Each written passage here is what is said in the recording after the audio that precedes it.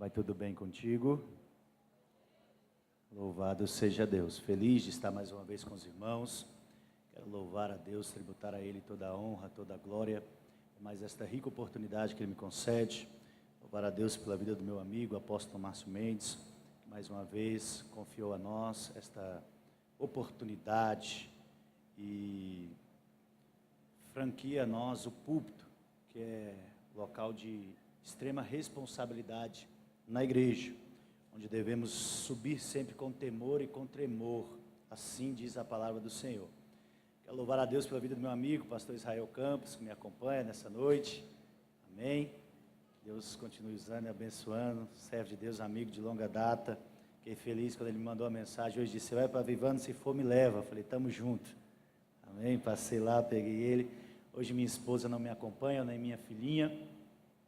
Estamos em festa desde sábado aqui na nossa sede. Eu e minha esposa lideramos o departamento de jovens da sede de Madureira e eu sou vice-coordenador do campo. Mas com a graça de Deus, meu pastor me liberou, me deu a bênção, o pastor Davi Nassif. Por isso que eu tenho conciliado, só não saí no primeiro e no segundo. Ontem eu estive lá, corri para o Lago Oeste, preguei, voltei. Hoje estive lá no primeiro período, estou aqui e assim a obra continua. Nosso pastor tem sido bem compreensivo com a chamada, com a vocação de Deus em nossas vidas. Eu quero louvar a Deus pela sua vida, que poderia estar em qualquer outro lugar uma hora dessa. Você poderia estar numa festa, você poderia estar numa viagem, você poderia estar numa reunião de amigos, mas você escolheu estar no melhor lugar que você poderia estar, na casa de Deus, adorando a Deus, exaltando a Deus. Você já é vitorioso pelo simples fato de estar aqui nessa noite. Você já é vitorioso pelo simples fato de ter escolhido estar no melhor lugar que você poderia estar nessa noite. Então vira para o irmão que está do seu lado e fala: irmão, você já é vitorioso. Já tem motivo para glorificar. Já tem motivo para exaltar. Já tem motivo para bendizer e adorar o nome dele. Amém? Se você crê, glorifique e aplaude o nome de Jesus. Felipe, arruma aqui para mim. Irmãos, Conferência Santidade, eu não poderia ministrar sobre outro tema a não ser santidade, correto? Eu queria que você abrisse comigo a sua Bíblia no livro de Daniel, capítulo número 1. Quero ler com os irmãos.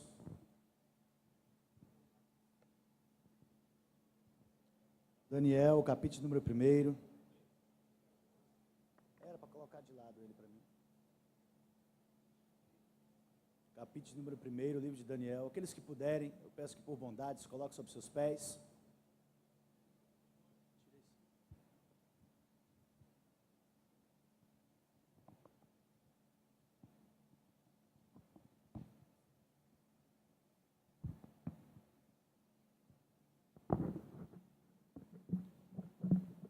Glória a Deus. Você está preparado para ouvir falar de santidade? Você está sedento para ouvir falar de santidade? Glória a Deus. Estou muito feliz, mais uma vez, louvar a Deus pela vida do apóstolo Márcio, que confiou a minha responsabilidade de ministrar no encerramento dessa conferência. Já ministramos aqui sobre família, sobre restauração, sobre milagre, mas falar de santidade é sempre algo muito gostoso. Amém? Eu estou tão ansioso quanto você para ouvir aquilo que Deus quer ministrar aos nossos corações nessa noite. Daniel, capítulo número 1, versículo de número 1 a seguir. Quem encontrou, diga glória a Deus. Diz assim a palavra do Senhor: no ano 3º do reinado de Joaquim, rei de Judá, o rei Nabucodonosor, imperador da Babilônia, atacou a cidade de Jerusalém e a sitiou. Então o Eterno entregou a Joaquim, rei de Judá, e toda a cidade, cativo nas mãos de Nabucodonosor. Até alguns dos utensílios da casa de Deus, o templo, foram sequestrados e levados para o templo do Deus de Nabucodonosor, nas terras de Siná, isto é, região da Babilônia, e os depositou reverentemente na casa do tesouro da sua divindade. Mais tarde, o rei ordenou a Aspenaz, seu mordomo e chefe dos oficiais da sua corte, que trouxesse alguns dos israelitas da família real e da nobreza, jovens sem imperfeições físicas, de boa aparência, inteligentes, bem instruídos, que dominassem várias áreas do saber e fossem hábeis e capazes para servir no palácio de Nabucodonosor. Ele próprio ficaria encarregado de lhes ensinar o idioma e a cultura dos caldeus babilônios. O rei designou-lhes uma porção diária das melhores iguarias da sua mesa e do vinho que ele mesmo bebia. Eles passariam por um período de treinamento, que levaria 3 anos, e depois disso, estariam habilitados para servir o rei. Entre estes estavam alguns jovens vindo de Judá, cujos nomes em hebraico significavam: Daniel, Deus é meu juiz; Ananias, Yahvé misericordioso; Misael, ninguém se compara a Deus; e Azarias, Yahvé é o meu socorro. O chefe dos oficiais, entretanto, deu-lhes novos nomes. A saber, Daniel chamou Beltesazar, que em babilônico quer dizer Bel, proteja a sua vida. Ananias denominou Sadraque, amigo do rei. A Misael nomeou Mesaque, quem é como Deus Lua. E a Azarias deu o nome de Abidnego, servo do Deus Mercúrio. Versículo de número 8. Daniel, porém, decidiu no seu coração não se contaminar com as finas iguarias da mesa do rei, nem com o vinho especial que era servido na mesa real, e solicitou ao chefe dos oficiais permissão para não se contaminar. Quero ler apenas a parte A do versículo 8 com os irmãos novamente. Daniel, porém, decidiu não se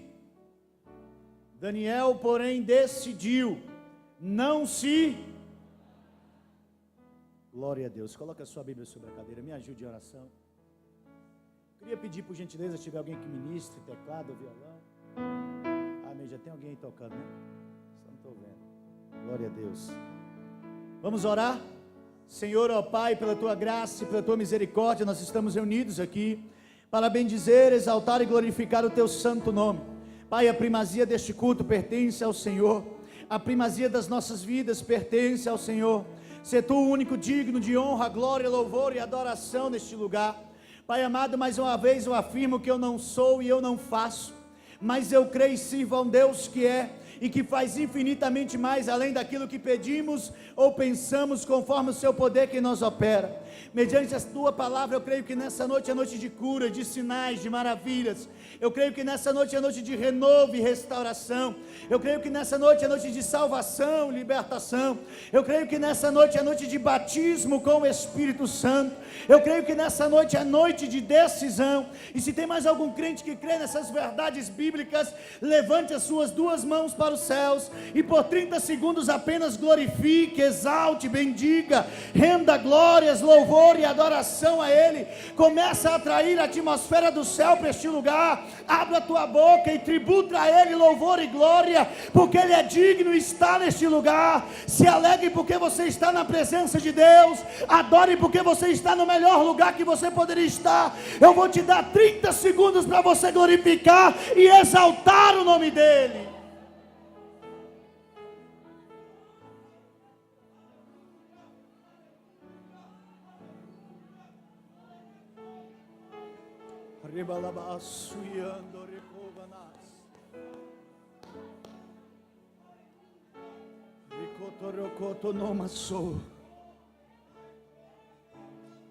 Tu és adorado, Senhor.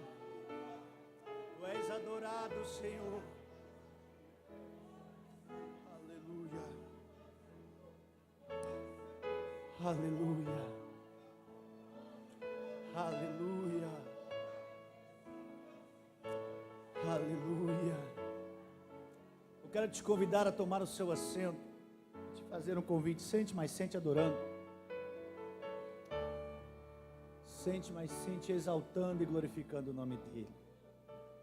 Esse texto que lemos é um texto bastante conhecido.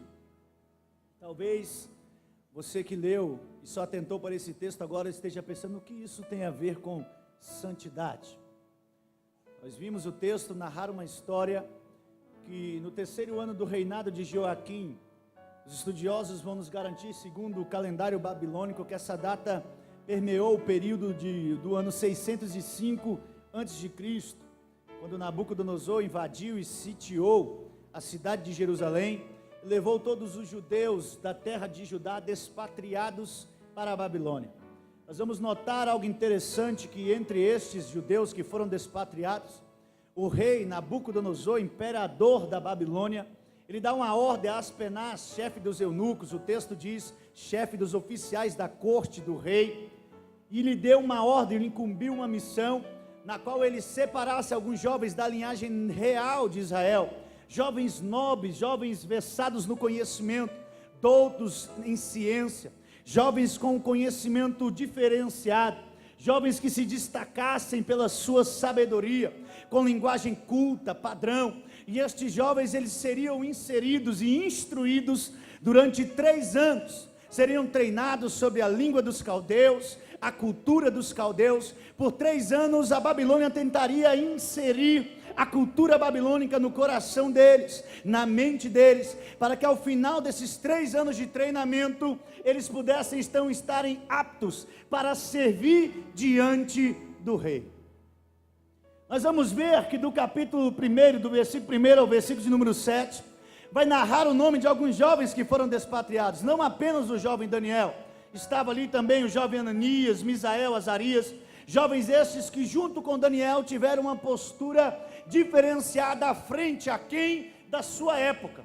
Nós vamos ver que no versículo de número 8, vai ficar evidente o compromisso, vai ficar evidente a responsabilidade, que os jovens que foram conduzidos para a Babilônia, entre eles Daniel, Ananias, Misael e Azarias, o compromisso que eles tinham diante do seu Deus, o compromisso que eles tinham diante da soberania de Deus sobre a vida deles. Nós vamos ver que o rei Nabucodonosor determinou uma ração diária da comida que era servida na mesa do rei, do vinho que era servido à mesa do rei. Que comida era essa? Era uma comida consagrada aos deuses da Babilônia, era um vinho oferecido aos deuses da Babilônia, logo era algo que iria, como se diz, profanar ou ferir a santidade de Deus. E ciente disso, e ciente da sua responsabilidade e do compromisso deles para com Deus, Daniel então toma uma atitude diferenciada. No versículo de número 8, no qual nós lemos por último e repetimos,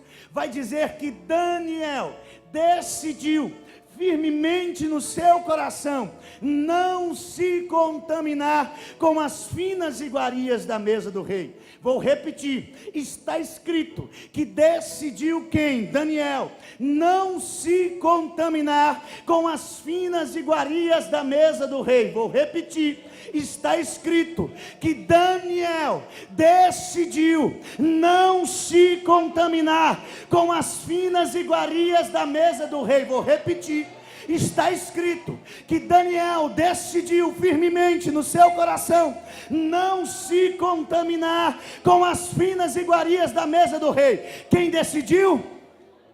Quem decidiu? Quem decidiu?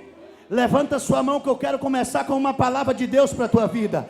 Existem coisas que Deus não vai decidir por você. Quem tem que se decidir pela santidade é você. Quem tem que decidir não se contaminar é você. Quem tem que se decidir ir na contramão deste século sou eu e você. Eu decido não me contaminar. E você, e você, e você, e você. Só quem está decidido ir na contramão do mundo, levanta a sua mão e adora o nome dele.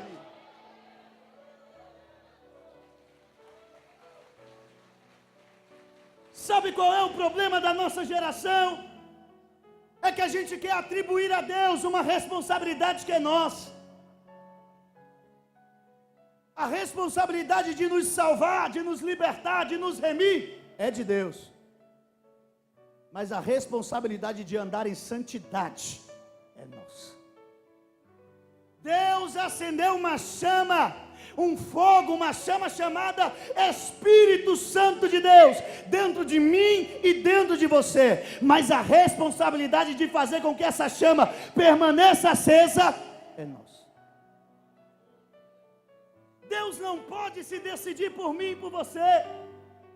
Diante das circunstâncias e dos manjares que a Babilônia coloca diante dos nossos olhos, a decisão de não se contaminar precisa ser nossa. Você está entendendo? Você está entendendo? Então para de jogar a culpa no seu namorado, para de jogar a culpa no seu pai, para de jogar a culpa na sua mãe, para de jogar a culpa no seu pastor, para de jogar a culpa no apóstolo, para de jogar a culpa no seu líder, para de jogar a culpa de quem anda com você. Por quê? Porque no fim de tudo a decisão é sua, no fim de tudo quem decide é você, no fim de tudo quem vai fazer a diferença, bater o pé e dizer: eu decidi não me contaminar, é você. Então levanta a sua mão e seja revestido de unção e autoridade para dizer não às bandejas de Satanás.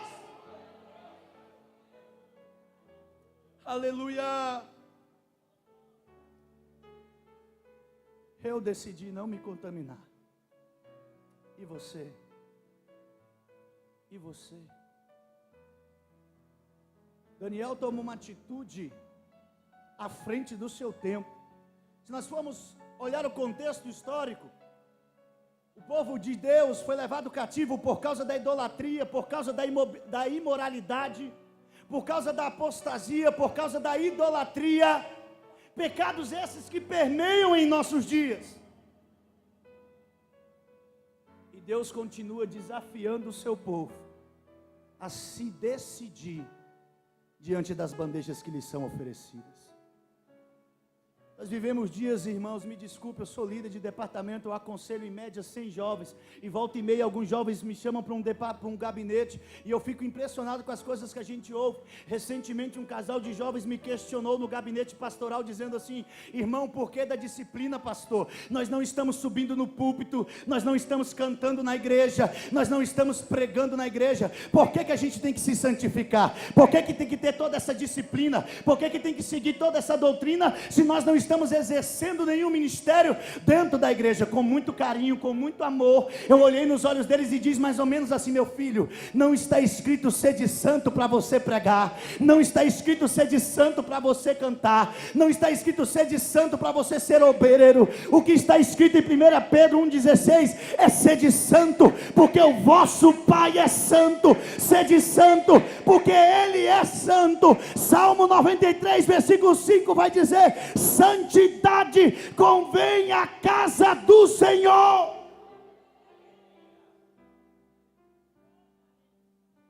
Santidade é a essência do caráter cristão. Antes de ser qualquer outra coisa, eu preciso ser santo. Quando Daniel decide não se contaminar, ele está se santificando, ele está se consagrando. Santificação ou santidade vem do termo consagração, que no original hebraico significa colocar-se à parte daquilo que é uso comum e ordinário para uso exclusivo de Deus.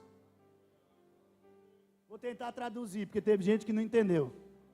Ser santo, se consagrar ou se separar, é se colocar à parte daquilo que é comum e ordinário lá fora, para uso exclusivo de Deus. O que é isso? Quem é santo não tem dois guarda-roupa, quem é santo não tem dois dialetos, quem é santo não tem duas identidades, quem é santo não tem uma roupa para vir para a igreja e outra para ir para o shopping, quem é santo não fala uma coisa aqui dentro e outra lá fora, quem é santo quando sobra aqui não aperta o relógio dos Power Rangers, diz que está na hora de mofar e assume outra identidade. Não, quem é santo aqui dentro e é santo lá fora, é santo na igreja, é santo em casa, é santo na igreja, é santo no trabalho. Aonde as pessoas te virem, vão olhar para você e dizer: ele é santo, ele é santo, ele é santo, ele é santo. Deixa eu ver a geração de Daniel, deixa eu ver a geração que decidiu não se contaminar, que decidiu ir na contramão.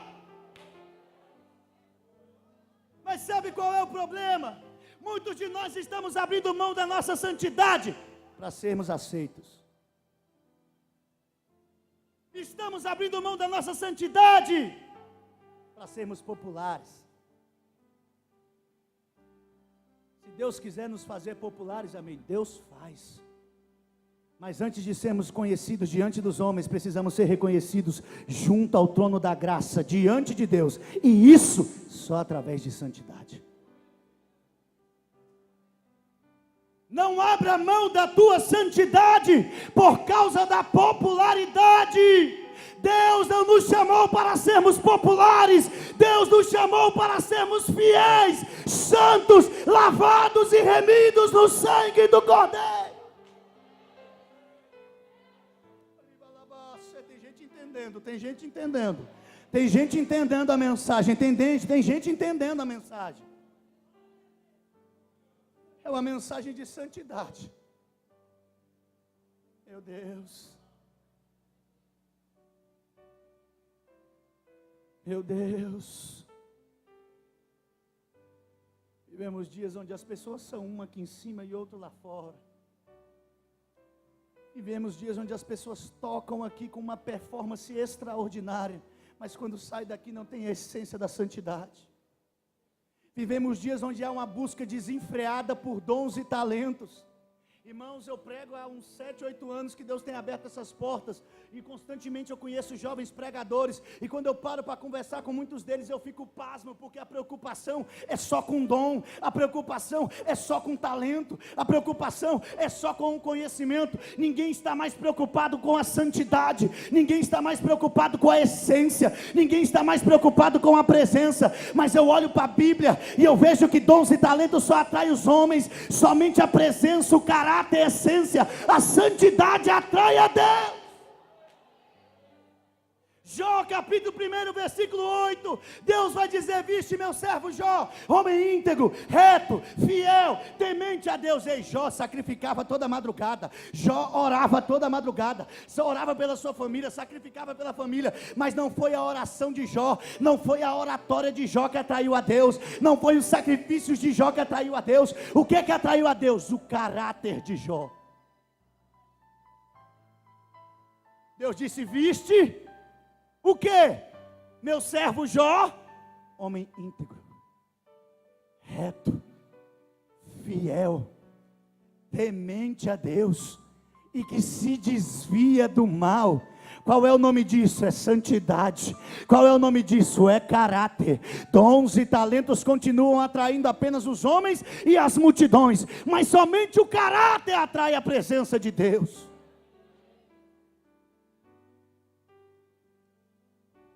Diga: eu decido não me contaminar. Eu decido não me contaminar. Falar de santidade é difícil de ouvir uns glória a Deus, uns aleluia, né, irmão? Os irmãos já me viram pregar aqui o mistério e falam: ei, esse pregador é do fogo. Mas esse pregador também é da santidade. Esse pregador também é da renúncia. Ei, você precisa entender que Deus te trouxe aqui nessa noite para gerar uma crise. A gente foge tanto de crise, e Deus nos trouxe aqui para gerar uma crise dentro de nós. O que é crise? É uma situação de decisão, e a crise que vai ser gerada vai te impulsionar a tomar uma decisão nessa noite. Pelo amor de Deus, decida sair daqui para não se contaminar. Nós estamos vivendo dias onde os nossos irmãos se reúnem para ouvir palavras que gerem emoção, para ouvir palavras que fazem pular, gritar, chorar. Isso é lindo, isso faz parte, nós somos pentecostais, o Evangelho gera uma emoção dentro de nós. Mas olhe para mim, o Evangelho nunca deveria ter sido pregado para gerar emoção no coração de ninguém. O Evangelho não é para gerar emoção, o Evangelho é para gerar decisão.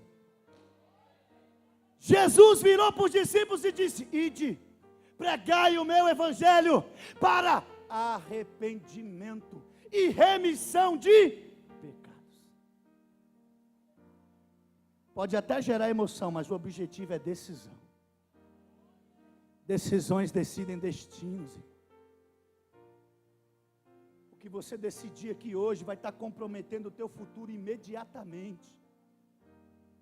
A decisão que você decide aqui hoje, a decisão que você tomar aqui hoje vai estar comprometendo o futuro da tua casa, da tua família, do teu ministério, da tua vida. Decisões decidem destinos. O filho pródigo tomou uma decisão de sair da casa do pai. A decisão era de quem? Era dele. O pai se opôs? Não. A Bíblia não vai mostrar o pai dizendo: não vai, meu filho, vou fechar a porta, não vou te dar a parte da herança, não. O pai não se opôs. Aqui eu extraio uma lição: o fato de Deus não se opor àquilo que você está fazendo, não significa que Ele aprova. Tem muita muita gente que é assim, ó, eu estou orando, Deus não falou nada, Deus não disse para mim fazer, eu vou fazer. O fato de Deus não se opor àquilo que você está intentando no teu coração, não significa que Deus aprova. O filho pródigo tomou uma decisão, ao meu ver, até uma decisão sábia. Sábia, pastor Israel. Eu costumo dizer que a gente deveria saber, sabe o quê? Dar uma salva de palmas para o filho pródigo. Palmas para o filho pródigo, sabe por quê? Porque quando ele quis ir para a bagaceira, antes ele saiu da casa do pai. Tem muita gente fazendo a bagaceira dentro da casa dele. Tem muita gente pecando dentro da casa do pai. Tem muita gente vivendo a vida promíscua dentro da casa do pai. Ei, é melhor sair se for para viver na promiscuidade. E quando sair, saia sozinho. Igual o filho pródigo fez. Ele não tentou influenciar o irmão. Porque tem gente que é terrível, irmão. Ele está, sabe, magoado com alguma coisa, com alguma pessoa dentro da igreja. Aí para ele ninguém mais peça na igreja. Aí ele sempre encosta em alguém e tenta contaminar essa pessoa. Eu vou sair por causa disso. Ei, quer sair, sai, mas sai sozinho. Quer sair, saia, mas não influencie ninguém. Quer sair, saia, mas saia sozinho. E quando quebrar a cara, volta e se arrepende que ele te aceita de volta. Essa mensagem está gostosa. Meu Deus. O filho pródigo toma uma decisão errada, a decisão de sair da casa do pai. A decisão é de quem? Dele. A decisão era dele, porém, ele não poderia ficar livre das consequências da sua decisão. Quem decide? Sou eu e você. Mas quem decide as consequências? Não sou eu e você. A decisão de sair ou de ficar é nossa. A decisão de não ou se contaminar é nossa. Mas as consequências dessas decisões, não temos como escaparmos delas.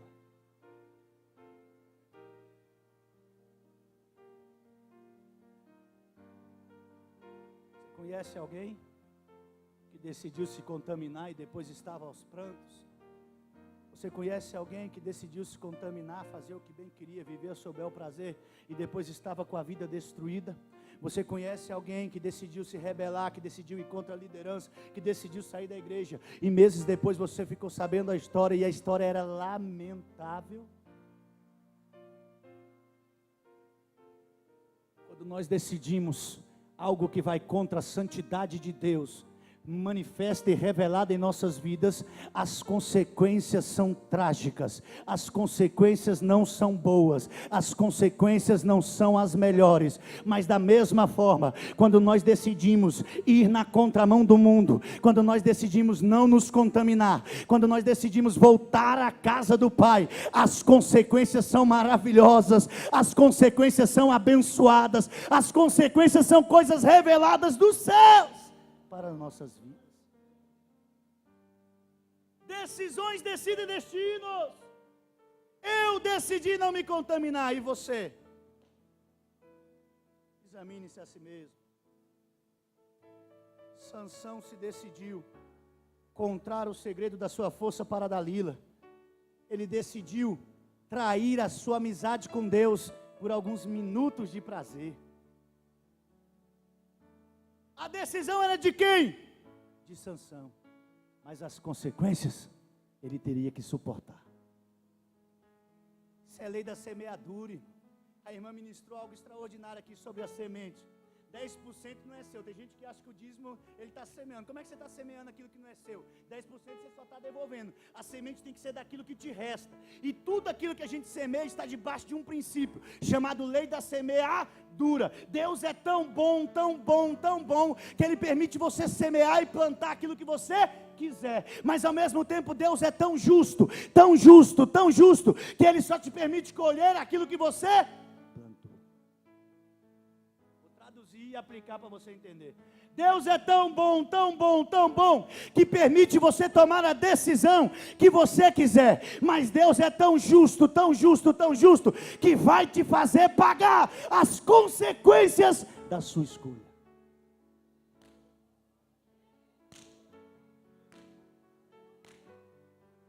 Decisões decidem Decisões decidem. Não tem só decisão errada na Bíblia não, tem muita decisão certa. Deus decidiu entregar o seu único filho, para que todo aquele que nele crê não pereça, mas tenha a vida eterna. E essa decisão de Deus mudou o destino da humanidade. Jesus decidiu não se opor à vontade do Pai, e no Getsemane, orando em intensa agonia, ele vai dizer: Pai, se quiseres, passa de mim este cálice, porém, contudo, todavia, não seja feita a minha vontade, mas a tua vontade. E a decisão de Jesus mudou o destino da humanidade, e Jesus ainda nos deu uma grande lição, que mesmo em meio à crise, mesmo em meio às dores, mesmo em meio à intensa agonia, o melhor sempre será ir de acordo à vontade do Pai, andar de acordo à vontade do Pai, viver de acordo à vontade do Pai. Deixa eu perguntar, só quem está vivendo em santidade aqui, só quem está vivendo em santidade aqui, levanta a mão e glorifica, pelo amor de Deus. Eu creio que eu estou pregando para uma igreja santa, eu estou pregando para a geração de Samuel, a geração de Daniel, a geração de homens que decidiram não se contaminar.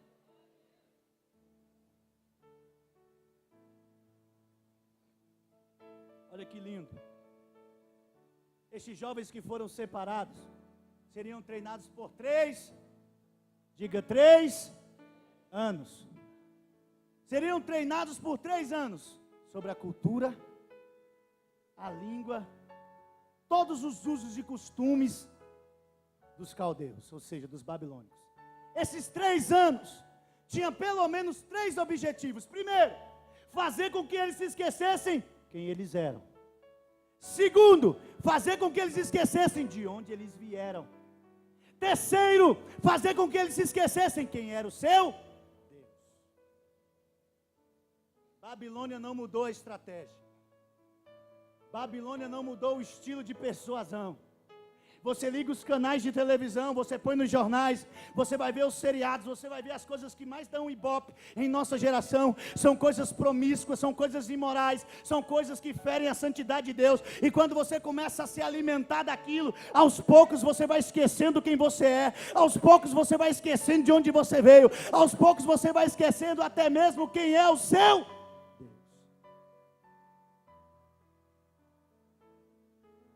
Mas eu louvo a Deus porque nessa noite eu estou pregando para a geração de Daniel. Uma geração que está disposta a bater a porta na cara do pecado. Uma geração que está disposta a desligar o celular na cara do pecado. Uma geração que está disposta a abrir mão do WhatsApp se ele lhe fazer pecar. Mas uma geração que não abre mão de uma coisa: santidade. Santidade. Uma geração que não abre mão de ir na contramão deste mundo. Uma geração que decidiu e fez um compromisso diante dele de não se contaminar. Um sou eu, o outro está ali, o segundo está ali, o terceiro está aí. Aonde está a geração que decidiu não se contaminar?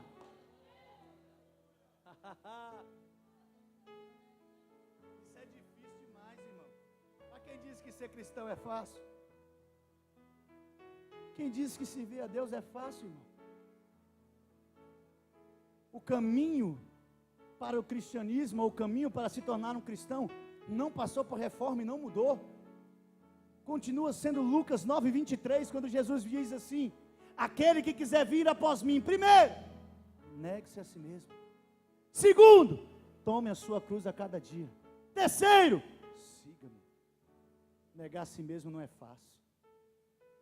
Tomar a cruz a cada dia não é fácil. E seguir a Jesus também não é.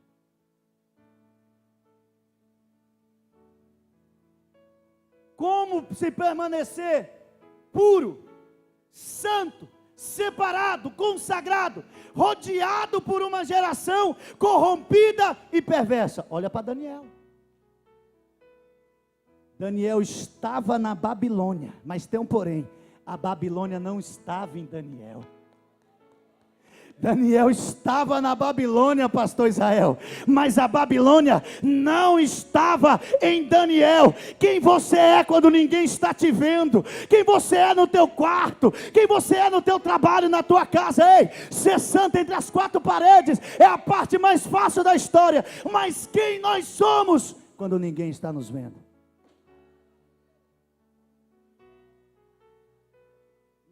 estamos na Babilônia, mas a Babilônia não pode habitar dentro de nós.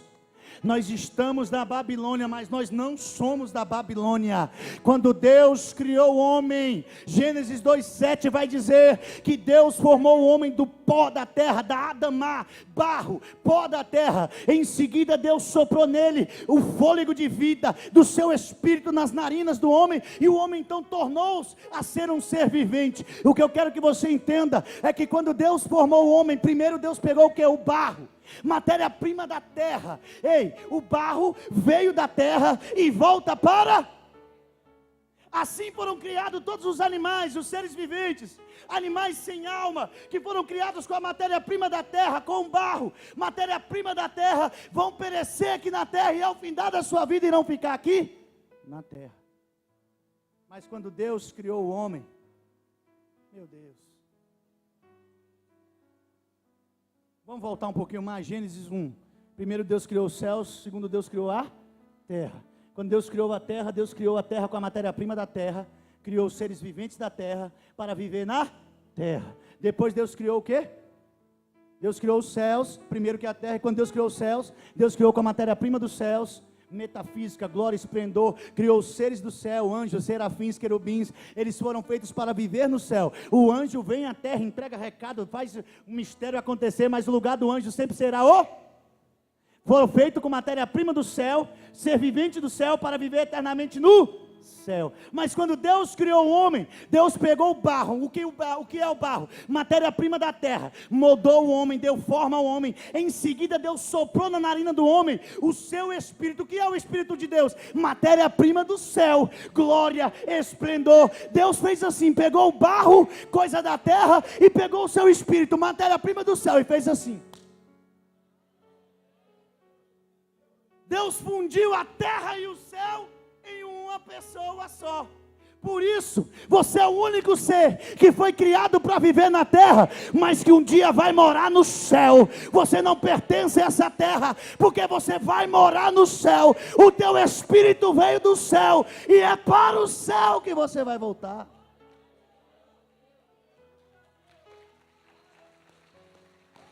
Aleluia!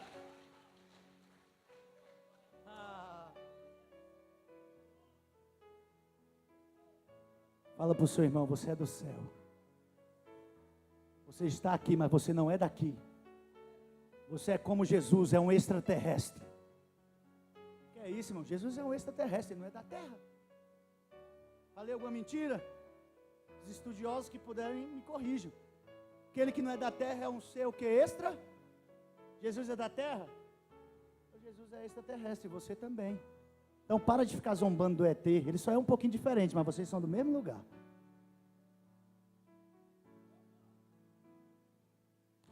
Decisões decidem destinos. Eu decidi não me contaminar. Santidade. Viver uma vida consagrada, colocada à parte do uso comum e ordinário, para uso exclusivo de Deus. Mas toda decisão em relação à santidade implica-se em uma renúncia. É aqui que aperta, irmão. Sabe por quê? Porque renunciar não é abrir mão daquilo que você não gosta. Renunciar não é abrir mão daquilo que você não deseja. Pelo contrário, renunciar é abrir mão de coisa que talvez você goste ou até deseje muito. Daniel renunciou o quê? Os melhores manjares da Babilônia. Comida de primeira qualidade. Aos olhos humanos era coisa boa. Parecia satisfatório. Imagina aqueles jovens fazendo um regime, comendo só legumes e bebendo água e vendo os manjares passando na frente deles. Não sei você quando está com fome, mas eu quando eu vejo aquele churrasco pingando, meu Deus, eu acho que era bem assim, acabava de sair do forno, as penais manda passar na frente deles. Olha aqui o pernil de primeira qualidade, o porquinho está bem assado, com a maçã na boca, manda passar na frente deles. E eles tinham que ver, desejar com os olhos, mas estarem dispostos a renunciar em nome da santidade. Quando você renuncia. Isso aqui é muito forte.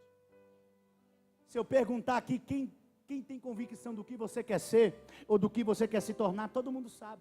Todo mundo tem a ciência, ou pelo menos deveria ter, de quem você quer se tornar daqui 5 anos, de quem você quer se tornar daqui 10 anos, de quem você almeja ser um dia. Não é difícil você saber ou pensar quem você deseja ser. O difícil é você estar disposto a renunciar tudo aquilo que vai ser necessário, que você renuncie para que você se torne quem você deseja ser. Quando você tem uma meta, um objetivo, várias situações vão se levantar para tirar desse objetivo. E se você não renunciar, você não se torna quem você deseja ser. Para o mundo, quem renuncia perde. Mas para o povo de Deus, quem renuncia ganha. Lá no mundo, quando você fala de renúncia, viram para você, Rodrigo, e diz assim: que é isso, você é lesmão, você é muito bobo, vai perder uma oportunidade dessa, olha só, olha que bandeja, olha que prato. Para o mundo quem renuncia perde, mas para a igreja quem renuncia ganha. Para o mundo quem renuncia retrocede, mas para a igreja quem renuncia avança e prossegue para o alvo. Diga: eu preciso renunciar. Eu preciso renunciar. Quando você decide se separar, quando você decide renunciar, quando você decide ir na contramão do mundo, deixa eu te dizer uma coisa: não espere aplausos, não espere tapinha nas costas e não espere reconhecimento, missionário. Quando nós decidimos não nos contaminar, o que eu devo esperar? Espere fornalha e cova de leões.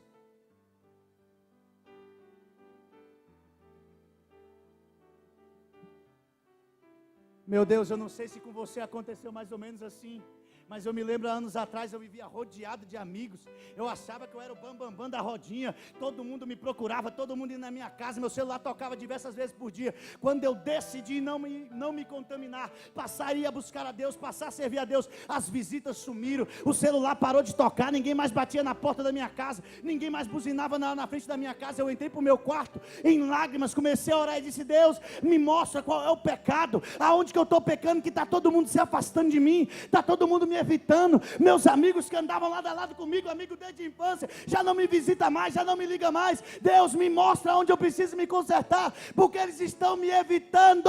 Deus bradou dentro de mim dizendo: filho, não são eles que estão te evitando, sou eu que estou te separando, sou eu que estou te separando.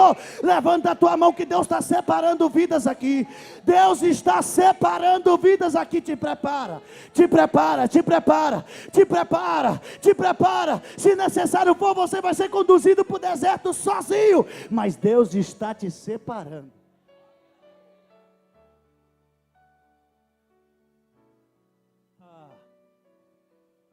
Aí a gente pensa: não, eu agora sou crente, eu agora sou lavado e remido no sangue do Cordeiro, optei pela santidade.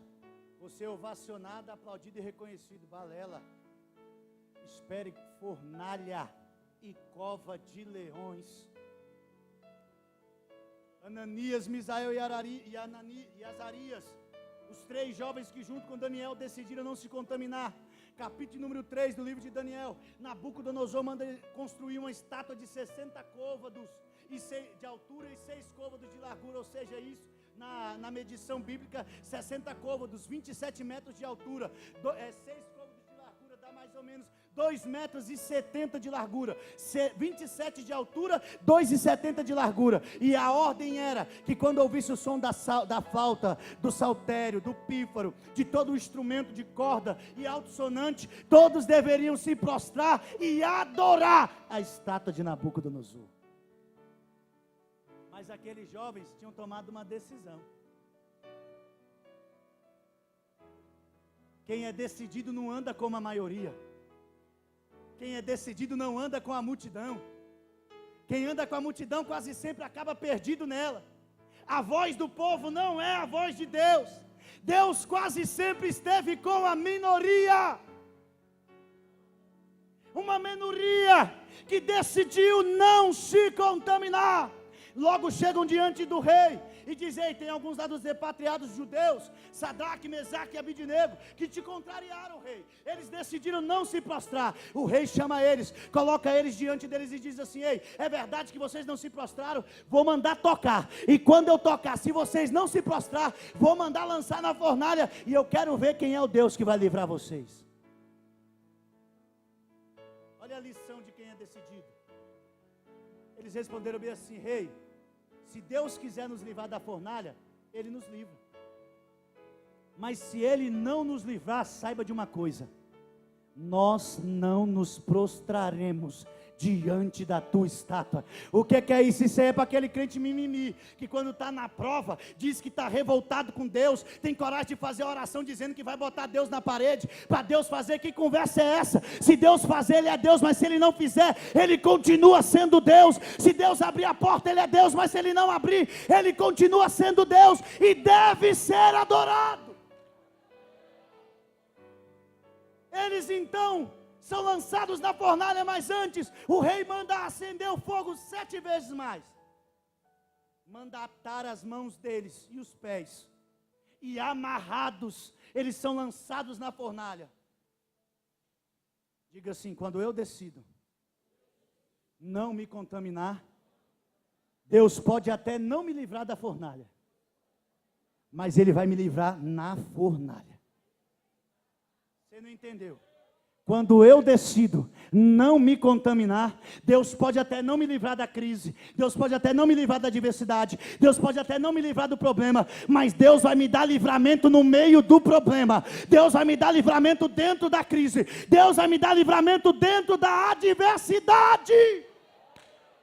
E o rei olhou e disse assim: nós não lançamos 3 homens dentro da fornalha, atados? Os seus servos responderam: sim, ó rei, mas eu vejo 4.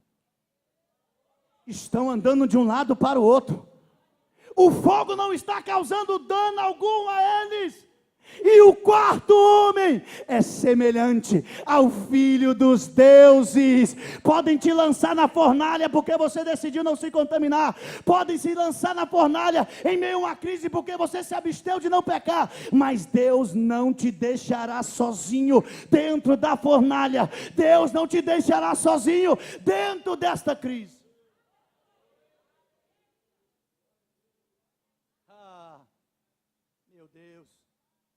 Um fogo que estava tão quente que a Bíblia vai dizer que os homens que se aproximaram da fornalha para jogar os 3 morreram queimados. E eles dançaram e pularam e saltaram dentro do fogo, ao lado do Filho de Deus,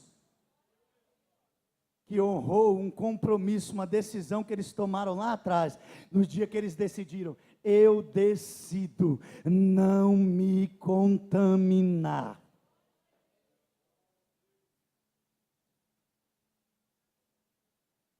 Diga: quando eu decido não me contaminar, eu não espero aplausos, eu não espero reconhecimento, eu estou preparado para a fornalha e para a cova de leões. Daniel capítulo 6, aqui eu encerro. Daniel capítulo 6, Nabucodonosor morre. Capítulos anteriores, seu filho Belsazar assume. Deus acha ele pesado na balança, sai de cena também, morre. Assume agora o rei Dario. E Dario olha para Daniel e acha que Daniel tem um espírito excelente. Ou seja, Daniel é diferente em tudo aquilo que ele faz. Daniel é diferenciado, ele se destacava naquilo que ele fazia. O rei Dario então vai eleger 120 vice-reis, sátrapas, príncipes, dá tudo da mesma coisa, para cuidar de toda a província da Babilônia. E desses 120, 3 seriam o chefe deles, entre eles estava Daniel. E o rei começa a observar que tudo que Daniel fazia prosperava, tudo que Daniel fazia era excelente, tudo que Daniel fazia se destacava. O rei então pensou: vou colocar Daniel como governador de toda a província da Babilônia. Logo a notícia correu aos 120 sátrapas na qual ele governava. E como eu sempre digo, um ditado mundano que serve para crente é: Prego que se destaca, toma martelada. Você está aí sentadinho, ninguém está nem aí para você. Aí Deus começa a te dar graça. Deus começa a te dar unção, Deus começa a te encher do Espírito, Deus começa a te dar revelação, Deus começa a te dar dom, Deus começa a te dar talento, a igreja começa a encher, vidas começam a ser alcançadas, vidas começam a ser libertas. O que é que o povo faz? Martela. Ninguém chega para você e diz: nossa, que trabalho lindo, missionário, a igreja está crescendo, vidas estão sendo alcançadas. Não. Prego que se destaca, toma o quê? Martelada. E Daniel se destacou. Eles então tramaram para tirar Daniel do cargo de governador. Mentiram para o rei Dario, dizendo: ei rei, faça um decreto para que durante 30 dias ninguém possa se adorar ou prostrar ou fazer uma oração ou petição a nenhum Deus ou homem que não seja o Senhor. Dario faz o decreto, sela. Mentiram, porque era como se todos estivessem de acordo e Daniel nem sabia. E quando Daniel fica sabendo disso, ele toma uma atitude extraordinária. Sabe qual? A Bíblia vai dizer que quando Daniel sabe disso, ele entra para o seu quarto, abre as janelas que ficavam de frente para Jerusalém, com janela aberta e porta aberta, ele ajoelha 3 vezes ao dia e começa a orar a Deus. Aqui eu aprendo uma lição para ser aplicada para a nossa vida. No momento do problema, não corre para o Facebook e joga lá não. No momento do problema, não corre para o Instagram e joga lá não, porque tem muita gente lá que só vai te dar martelada. No momento do problema, sabe o que você faz? Entra no teu quarto, dobra o teu joelho em secreto, ora ao teu pai em secreto, e em secreto ele te recompensará. Daniel vai orar, a trama está feita. Quando Dario fica sabendo, ei, Daniel estava orando, Dario gostava de Daniel, ele sabia que Daniel tinha um espírito excelente.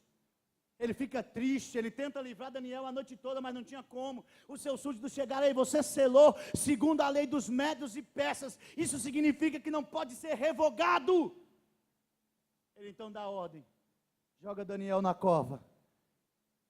Dario era um pagão, um rei babilônico, mas a vida daquele que tem santidade impacta até quem não serve a Deus.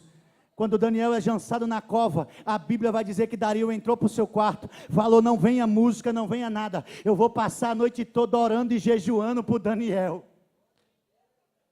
Quando você vive uma vida de santidade, até as pessoas que não vivem a vida que você vive, vão ser impactadas com a tua vida, e quando menos você esperar, teu parente vai estar orando, teu parente vai estar jejuando, teu parente vai estar glorificando a Deus, através da tua vida.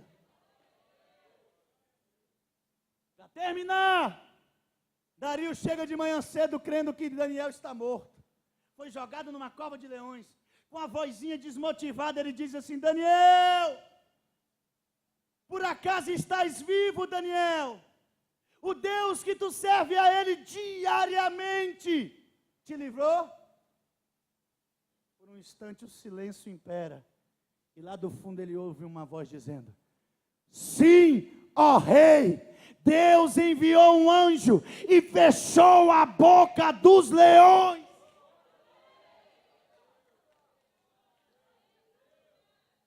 Quando você decide não se contaminar, andar na contramão do mundo, viver uma vida de santidade, podem te jogar na cova, podem te deixar rodeado de leões, mas tem um porém: quem anda em santidade anda no Espírito, e quem anda no Espírito, o leão não come, o leão não come, o leão não come. Ele manda tirar Daniel da cova, e em seguida manda jogar os acusadores de Daniel. E o texto vai dizer que antes mesmo deles chegarem no fundo da cova, os leões já tinham estraçalhado todos eles. Se coloca de pé. Ministério de louvor. Escuta. Escuta. Quando alguém vive a sua própria maneira, na igreja, missionário, na igreja, no nosso meio. Quando alguém que você conhece vive a sua própria maneira, vive uma vida contrária à santidade, vive uma vida promíscua, nós, no nosso meio cristão, nós dizemos que essa pessoa está andando na carne. 1 Pedro 5,8 vai dizer: sede sóbrios e vigilantes, pois o vosso adversário, o diabo, anda em vosso rugindo como procurando quem possa tragar. Quando eu li esse versículo a primeira vez, eu falei, peraí, comparar o diabo com o leão? O único leão que eu conheço na Bíblia é o leão de Judá e Jesus Cristo. Mas como assim comparar Jesus como leão? Olha o texto. Bramando e rugindo como um leão. Mas ele não é o leão. Bramando e rugindo como um leão, procurando quem possa o tragar. Por que ele é comparado como leão? O leão ele é 100% o que? Carnívoro. E quem anda numa vida promíscua, no pecado, que abre mão da santidade, anda O leão é 100% carne. Quem anda no pecado anda Está entendendo? O diabo só é comparado como um leão porque ele só come quem anda na carne. O diabo é comparado com o leão porque ele está ao nosso redor, bramando e rugindo, procurando quem possa tragar, mas ele só vai tragar quem está na carne. Daniel foi lançado na cova, rodeado pelos leões, mas tinha um porém. Daniel decidiu não se contaminar. Daniel não andava na carne, ou seja, Daniel andava no Espírito. Sansão venceu o leão porque andava no Espírito. Davi venceu o leão porque andava no Espírito. E eu e você iremos vencer o leão quando andarmos no Espírito. Decida não se contaminar, que o leão não te toca.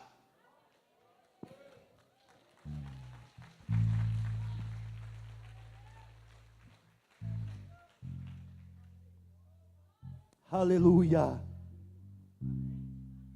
Santidade, nós poderíamos pregar 10 mensagens seguidas, é um tema muito amplo. O que eu quis aqui nessa noite foi apenas introduzir que o princípio da santidade está na sua decisão. A decisão de não se contaminar. A decisão de ir na contramão do mundo. A decisão de se separar, de se consagrar, de se colocar à parte daquilo que é comum e ordinário lá fora, mas aqui dentro não é. Deus me trouxe aqui nessa noite apenas para indagar ao teu coração. Talvez você pense assim, eu estou num abismo de pecado.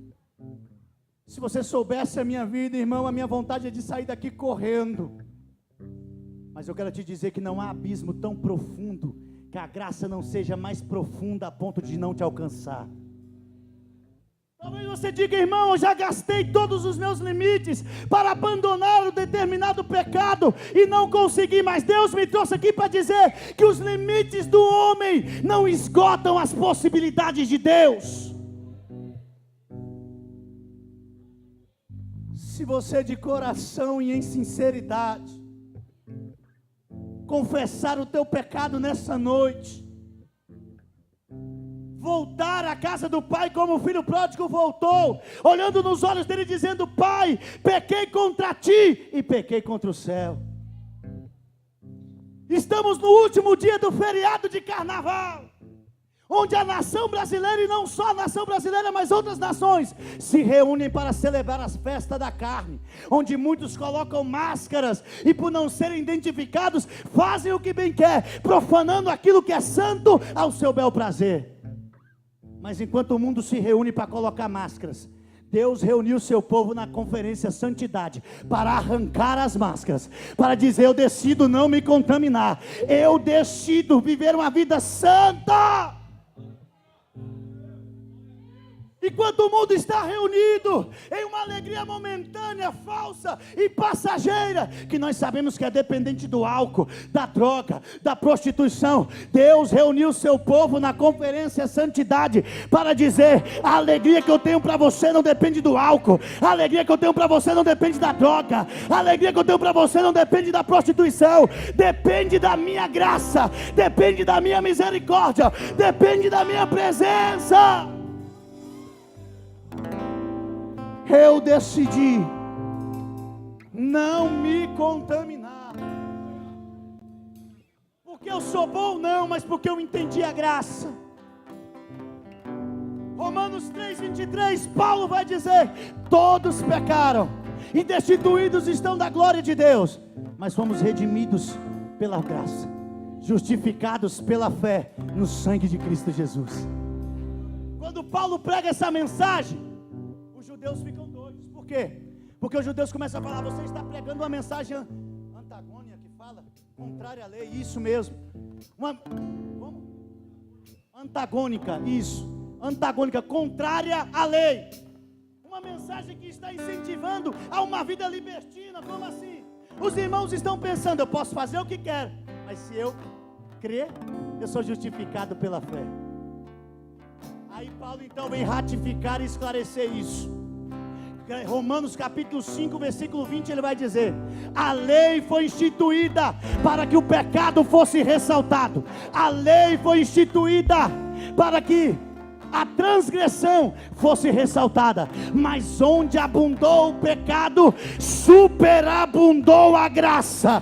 Onde abundou o pecado, superabundou a graça. Tem esperança? Tem. Você pode se decidir nessa noite, não se contaminar e viver uma vida de santidade.